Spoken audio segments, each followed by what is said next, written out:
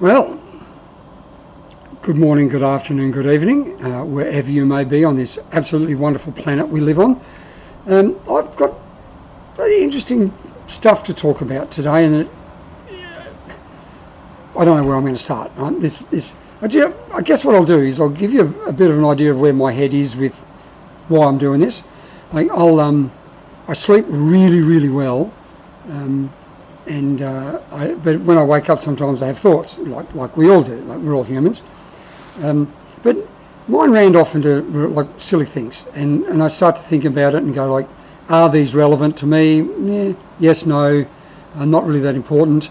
But some of them I think are like just things that are going around in our society today. And I think last video before I spoke a little bit about social media, and I don't really want to do a lot about that because we know it's shit, and we know that our youth are trapped and they're prisoned by that, which I believe is again, conspiracy theory or not, is actually something that's been driven in since the turn of into the 20th century with, I think it might have been Rockefeller and his education process. Anywho, another story, another day. But today is, I guess, a few things. And I know there's a Minneapolis incident, which is not just Minneapolis, over in America. We know it's everywhere. We know it's the fraud that's happening over there is like probably much in every state, whether it's Minneapolis, whether it's the Somalis, Somalis,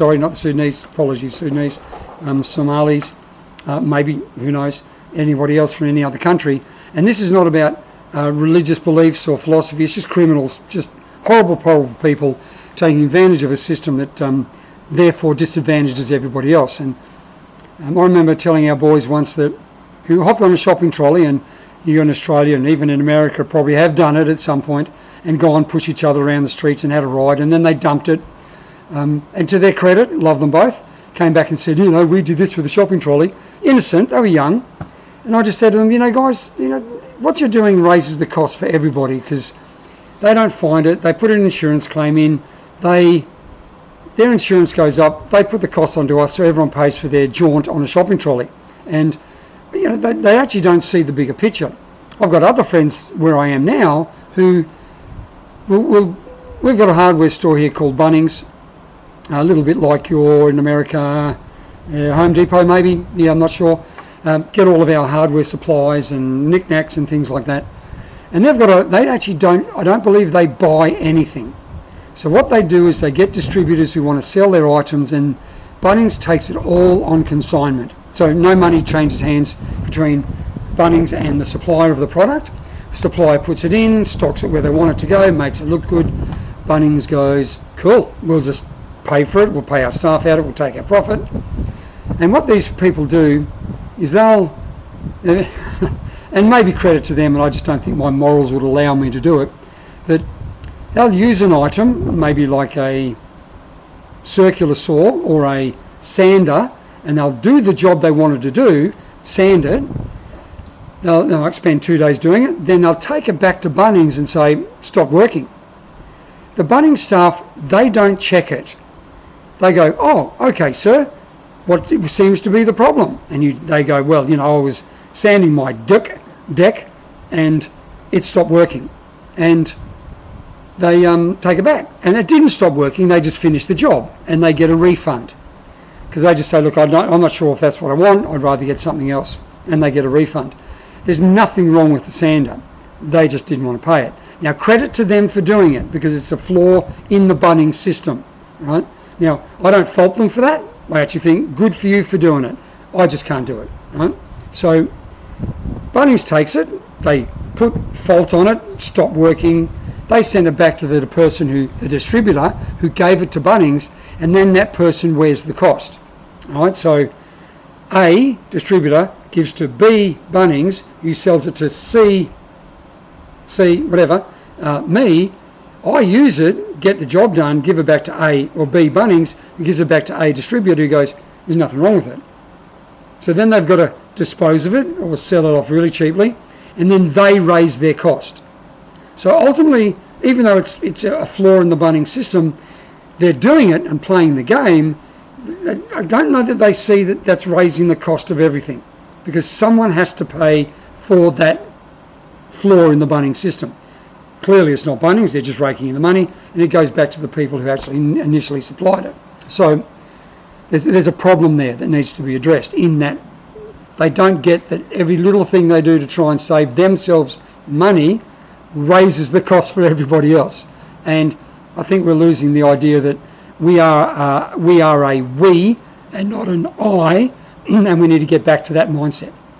Anyway, moving on. If you're still listening, do that like thing, bang, smack it. The other stuff, it'd be nice, but no, I don't really hold you to doing that. But, like it. I was going to talk about what we do in the Western world for our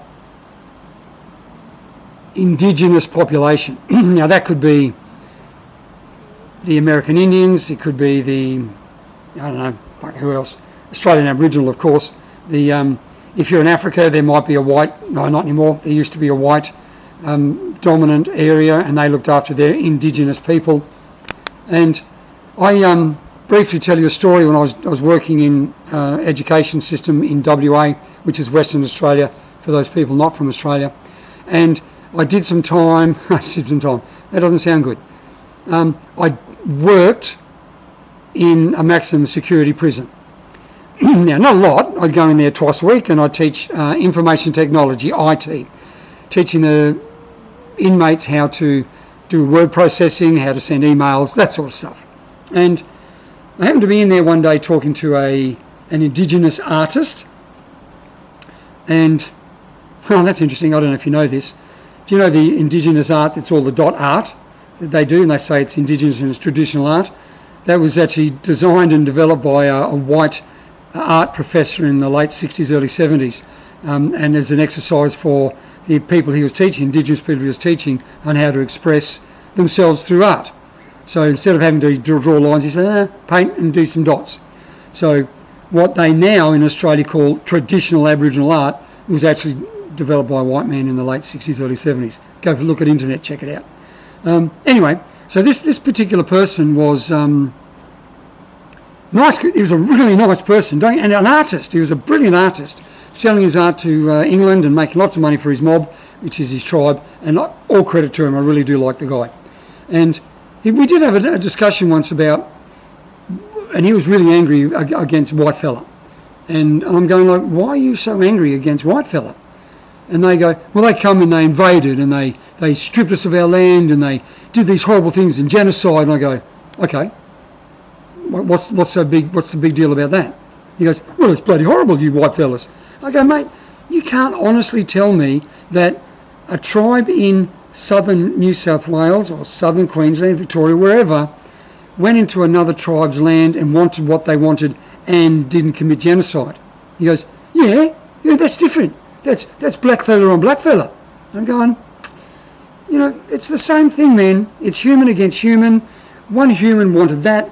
Your tribe was bigger than their tribe. You wiped them out, killed men, women and children, and you took their land. So why is that okay for you, but it's not okay for us? Like, I'm not saying it's a good thing. I said, I come from an English heritage, an English background. The UK was, not UK, Britain, England, I don't know how you call it anymore. Let's say England was overthrown by Greeks, Romans, Saxons, whoever. It's like centuries of overthrowing, raping, pillaging, genocide, atrocities beyond belief committed against the English people. But the difference between white fella and Indigenous fella is we get over it. We adapt. We blend.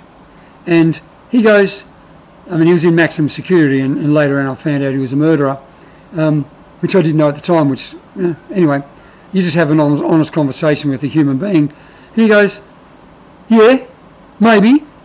So this person who is an Indigenous artist, Australian, like black, not half black, half white, half yellow, he was like black, still blaming white fella for the problems of his situation where he was, but then actually realised that every culture in humanity's history has had committed against them rape, genocide, disease, all these things, but the current flavour of the month from, and I believe, white entitled people who have empowered these people to keep a vendetta of separation and not committing into being part of the greater community. Now, that's what I believe, right? Right or wrong, I really don't give a shit, don't give my rat's ass t-shirt on, but I need you to get it. From my point of view, and I believe this is the point of view of everybody, get over it. Come on, Indigenous people, we love you. We'd accept you into our world so long as you didn't try and bleed us, because every time you bleed us, our costs go up and our resentment builds. So don't ask us to build shit for you that you burn and destroy. Don't ask us to give you so many dollars that you just squander on useless stuff. I don't believe it's just Australia. I think it's all Indigenous cultures that are pampered to by the governments of the Western world. So zero disrespect to you all. Think you're all fantastic people, and I believe you want to be treated equally as people of every nation that you're part of. And I believe the only way that's going to happen is if you think you're equal and you don't take the benefits that these people offer you and work and do nothing. So anyway, rabbit on over on that issue. So another thing, part of the Somalian, go back to that was done to the daycare centres, which I think should be a valid thing. I think anybody that needs to work because of the current world and needing to have 2 TVs and 4 bedrooms, 2 bathrooms, 2 garage with a pool in the back is putting young families into debt beyond belief, because then 2 of them have to work, because for some reason a husband and wife need 4 bedrooms, 2 bathrooms, a double garage and a pool with no kids next to the beach. Look, I don't get that. Why can't they go into a 2-bedroom bed unit about 45 minutes from where they work and save their money to... Anyway, that's a different thing. That's another day. But the entitled people now are the ones that are multi-generational social security. And that's Centrelink in Australia, or whatever it is in America, I don't know what they call it. They don't need the money. Well, they need the money. They believe they need the money because the government wants to keep them dumb and keep them dependent on them. So we've got a system here called NDIS. And NDIS is a support for people who need. Like, I don't mean not me, like a homeless person, but a someone who's got a mental condition, who's got a physical disability, and that system is wrought beyond belief. I can tell you the story of a person I know indirectly who cared for his wife for 10 years while she was going through cancer treatments and that sort of stuff. She had a NDIS support person would come in once a month to find out how she was, making sure that she had everything she needed. And to her credit, the once a month visit, they end up getting rails for her to sit down in the toilet and help her upstairs, and I think eventually a seat elevator to help her up, which is gold. Like, this person really needed it. But this man, caring for his wife for so long, ended up separating from her. And I'm going through this from second-hand stories, so it may not be accurate, but you get the idea.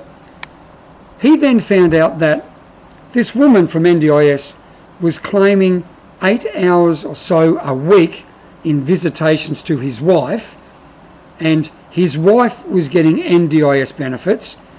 He didn't know any of it.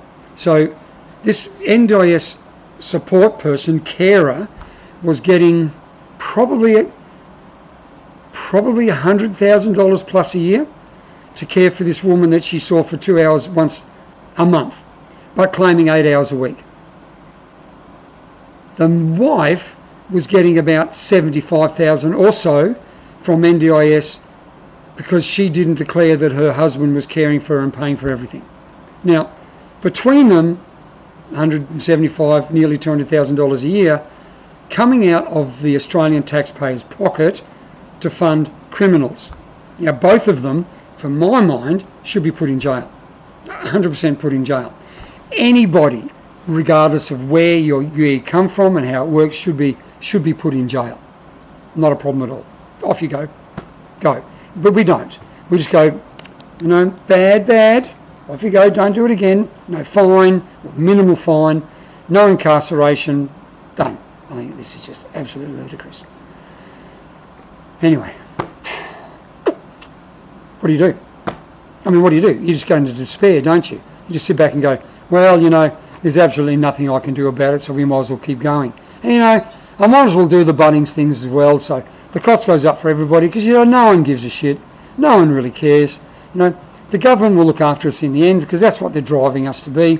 Totally dependent on them. Everything will change. Government tax will go up, but we'll give you this.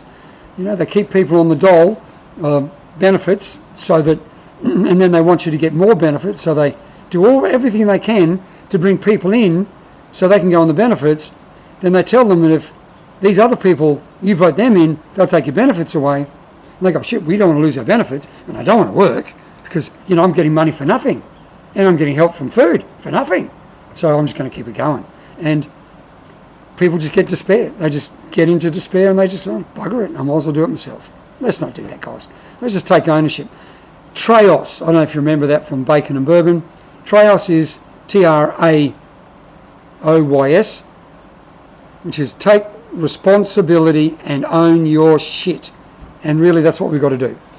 Doesn't matter what it is. Don't blame anyone for the stuff that you do. It's yours. All right. Okay. Quickly, I guess, I hear people say, and have said for a long time, that it's a man's world. And I'm going with, you know, absolutely no hope in hell it's a man's world. We all know that it's a woman's world, and women can argue it as much as they like. You take it way back to first man and woman, Adam and Eve. Adam really wanted to eat that forbidden fruit. God help me, I know he did. And God was saying, and I don't believe it was God, this is another story for another day. I might have said it already, but I'll probably repeat myself because I'm good like that. I believe Eve had total control. You know, Adam said, God said, don't eat the apple. I don't know why God would have said that in the first place. Free choice and all. The man in control would have said, don't eat the apple, and I don't think that was God. Anywho, Eve said, why not? God wouldn't care. God's all forgiving, he's all loving, free choice, eat the apple. Adam goes, nah, I'm not going to do it. God will punish me. Eve says, no, he won't. Adam goes, yeah, he will. Eve takes a bite and goes, far out, awesome. And Adam goes, what? She goes, I know it. I got the understanding of knowledge. It's cool. He goes, do you? And she goes, yeah, try it. And he goes, nah, God will punish me. Eve goes, no, look, I'm still here. He hasn't punished me. All-knowing, omnipresent, hasn't done anything. Eve goes, I think it's someone else. And Adam goes, nah. Eve said, I tell you what, eat this or I won't let you have sex ever again. And that's where the power started, because Adam went, God getting angry with me or no sex from my wife? Yep, okay, God, you're not forgiving me. I'm having sex. He eats the apple, knows all shit. God comes down and goes, what have you two done? I don't believe it was God. Another story, another day. And punishes them both. And God's angry, but Adam's still getting sex. You know, so women, you've been in power from day one, and you control it all the way through. It's like it is all you. Put this into perspective, right? Women can have multiple orgasms. Man has one, goes to sleep. Maybe a cigarette, then goes to sleep. Women can get horny and can masturbate anywhere, through jeans, in the bus, in the train, in a plane, in their car. Man gets horny, gets this thing, gets arrested. Can't do it anywhere. Got to go to a toilet, tissue, bathroom, sink, whatever. Like, how's this a man's world? Man goes out, works hard, goes and flogs himself in the deep seas for fish, oil rigs, war. Women stay at home, and I wish they did more. We need more women at home, and have the man look after them. Now, how's this a man's world? We work our arse off so that we can provide for our women so that they don't have to. Why do you women want to do that? Why do you want to go out and earn, like, work 60 hours, 70, 80 hours a week to earn money and have no children at the end of it? Women, kids today, my daughter, love her to death, having 4 children, she's 28, she's doing the righty. Hey, she is doing the right thing for our world. Other women, 30, 32, I don't want kids, I've got a career. They don't see that when they're 50 or 60, when all of their parents are dead, uncles and aunties are gone, they've got absolutely no one. No one. no one to look after them, no one to be proud of what they've done, no one for them to be proud of. Husband's probably left you, probably gone through your second or third husband or wife. What the hell? Women, come on. It is a pleasure and a joy to be able to have children. And please don't say that you create life, because, you don't. You nurture and you grow life. Man creates it, right? If you don't have a seed of man, no baby. No, so don't say you create life. You don't. Love you, respect what you do in growing babies inside your womb, like Mother Nature grows a plant inside her womb, which is the earth. Without the seed, no plant. So man creates life. Really, man creates life. You grow it and do the best job you can if you stay home. Don't do this work shit. And younger generation, don't strive for a 4-bedroom, 2-bathroom, jet ski, double garage, pool house close to where you work. Get a house right out there in the sticks. Come back to it and grow into that like your parents did. Don't look at your parents and go, I want what you've got now. I want what you had when you were my age. And a lot of the time it was a small, dingy little house, 45 minutes to an hour away from where they worked, and they worked their asses off. Come on, guys, pull your finger out. Have children, buy a small, cheap house far from where you work, and do the job. Right, I'm done. Hang on, one more thing. I don't know if you know, look, I'm of the generation where rap was absolutely ridiculous, and who'd ever listen to rap because it was stupid, right? And I listen to rap. I don't listen to rap, actually, I don't. Well, that's not true. I've started to listen to rap. And I've got to thank Tom McDonald for that. Now, the most likely person for me to follow, I'm going to put a link to his YouTube page in here, and I want you to like and share, especially if you're my generation, listen to his stuff, right? He made me aware this morning, actually, it was this morning, in a short of his, about, I guess, a famous American singer. In our generation, we all know, that apparently has a relatively popular song in America at the moment, bagging ice. Now, not the stuff that you smoke, or not the stuff that you put in your drink, but the immigration something, whatever they are. Tell me what they are, because in the comments, I don't know what they are. Anyway, ice. And they're going in with balaclavas on and protection gear to take out illegal immigrants, regardless of where they are. Generally the criminals first, and then they go and take the others out, which I think they should do, because they're illegal. Right? Get rid of them. Because they've broken the law. The mask is because of the idiot white entitled Karens and Carls out there that are attacking them. And they don't just attack them while they're doing the job, they're attacking them and following them into their homes and attacking and threatening their wives. So again, consequence of action. The radical activists, Karens and Carls, they go out there with their masks on and their flak jackets and their big protest sticks, and they get in their way and they threaten them, calling them scumbags and pigs and dogs and all this sort of stuff.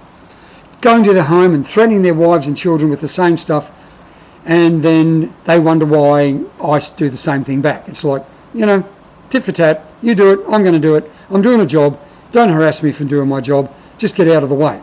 But these entitled Karens and Carls who've got nothing to do but bellyache and are paid by some conglomerate to keep us in a state of despair so that we start fighting internally against each other and not realising the shit that's going down from the top. Now, I don't believe in America shit's going from the top.